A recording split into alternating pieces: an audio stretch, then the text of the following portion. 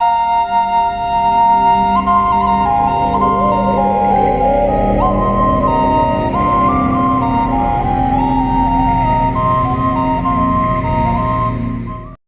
भारत की पौराणिक कथाओं में मृतकों के देवता।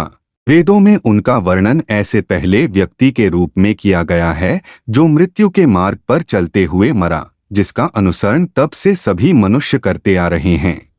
वह दक्षिण मृत्यु का क्षेत्र का संरक्षक है और मृतकों के विश्राम स्थल का अध्यक्ष है, जो पृथ्वी के नीचे स्थित है। गरुड़ पुराण में श्यामला यम की पत्नी का नाम है। कुछ अन्य ग्रंथों के अनुसार यम की 3 पत्नियां हैं, हेमामाला, सुशीला और विजया। पूर्णा को उर्मिला के नाम से भी जाना जाता है। वह अंतिम संस्कार की देवी हैं और उन्हें महाभारत, विष्णु पुराण और विष्णुधर्मोत्तर में यम की पत्नी के रूप में वर्णित किया गया है।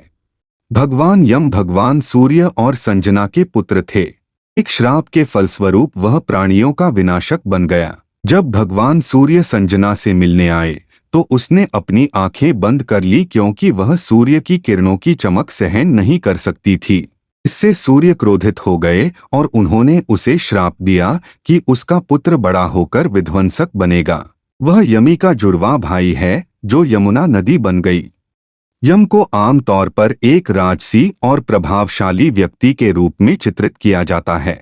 उन्हें अक्सर आकर्षक लाल और काले रंगों में चित्रित किया जाता है, जो मृत्यु और पुनर्जनन दोनों के साथ उनके जुड़ाव का प्रतीक है। उनकी प्रतिष्ठित विशेषताओं में भैंस के सिर वाला एक कर्मचारी, जिसे काला दंड के नाम से जाना जाता है, और एक फंदा शामिल है, जो मृत्यु की अपरिहार्य प्रकृति का प्रतीक है। यम के साथ उनके दूत चित्रगुप्त भी हैं, जो मनुष्यों के कर्मों का लेखा जोखा रखते हैं और मृत्यु के बाद उनके भाग्य का निर्धारण करते हैं। यम पाताल लोक के संरक्षक के रूप में कार्य करते हैं, जिसे पितृलोक या नरक के नाम से जाना जाता है। अपने भौतिक शरीर से आत्मा के प्रस्थान पर यम मृतक का स्वागत करते हैं और उन्हें उनके कर्मों के आधार पर उनके उचित जीवन गंतव्य तक मार्गदर्शन करते हैं। वह न्याय प्रदान करने और यह तय करने के लिए जिम्मेदार है कि क्या आत्मा स्वर्ग में चढ़ती है, नरक में जाती है या एक नए जीवन रूप में पुनर्जन्म लेती है। यम धर्म, ब्रह्मांडीय व्यवस्था और नैतिक कानून का अवतार है। वह न्याय और नैतिकता को कायम रखता है। यह सुनिश्चित करता है कि आत्माओं को जीवन में उनके कार्यों के आधार पर उचित दंड या पुरस्कार मिले। जो लोग धर्मपूर्वक जीवन जीते हैं उन्हें स्वर्गीय लोकों तक पहुंच प्रदान की जाती है, जबकि जिन्होंने जघन्य अपराध किए हैं उन्हें नारकीय लोकों में परिणाम भुगतना पड़ता है। हिंदू पौराणिक कथाओं में यम का चित्रण प्रतीकवाद और रूपकों से समृद्ध है। लाल रंग के साथ उनका जुड़ाव उस रक्त को दर्शाता है जो मृत्यु और बलिदान के साथ होता है, जबकि उनका काला रंग मृत्यु के बाद के जीवन की अज्ञात और रहस्यमय प्रकृति का प्रतिनिधित्व करता है। भैंस के सिर वाला उनका स्टाफ अंडरवर्ल्ड के संरक्षक के रूप में उनकी भूमिका की ताकत और अधिकार का प्रतीक है। हिंदू संस्कृति में यम को पूजनीय और भयभीत किया जाता है और उनके सम्मान और उन्हें प्रसन्न करने के लिए अनुष्ठान किए जाते हैं।